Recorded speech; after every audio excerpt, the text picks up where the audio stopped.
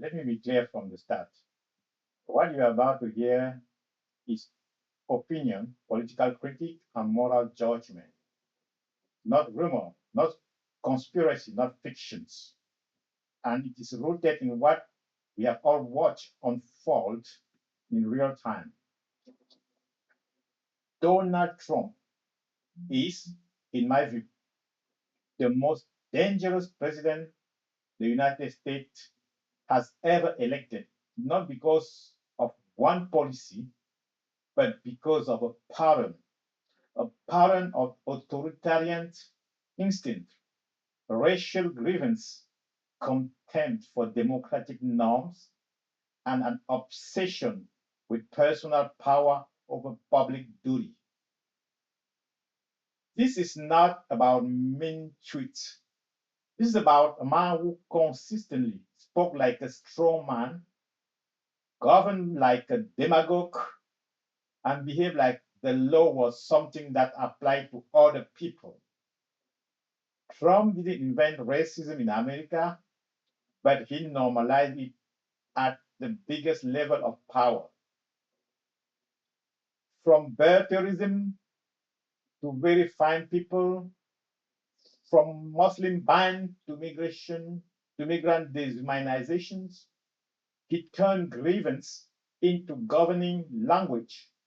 He didn't just dog whistle, he grabbed the megaphone and blasted it. And when it's come to immigration enforcement, let's stop pretending words don't matter. When the president described migrants as infestations, when he praised mass roundup, when he demanded loyalty from law enforcement instead of fidelity to the constitutions, history tells us where that rhetoric leads. You don't need to call it a secret police to recognize the authoritarian impulse behind it. This is hyperbole. This is political science. Fascism doesn't arrive wearing a swastika. It arrives right in flag, changing law and order, demanding obedience, and branding dissent as treason. Trump's relationship with the law tells the same story. Multiple indictments, civil judgment, finding of fraud, finding of sexual abuse. Courtrooms, not cable news, have documented these outcomes, and yet he framed accountability as persecutions. That is the classic authoritarian move. I am the state. Therefore, any charge against me is an attack on the nation. It's not. It's the rule of law doing its job slowly, imperfectly, but visibly. Then there is the corruption of norms. Trump blurred the line between public office and private gain so recklessly that future ethics textbook will need a whole chapter just for him. Hotels, branding, foreign flattery, transactional diplomacy. Everything was about him. Power wasn't stewardship, it was leverage.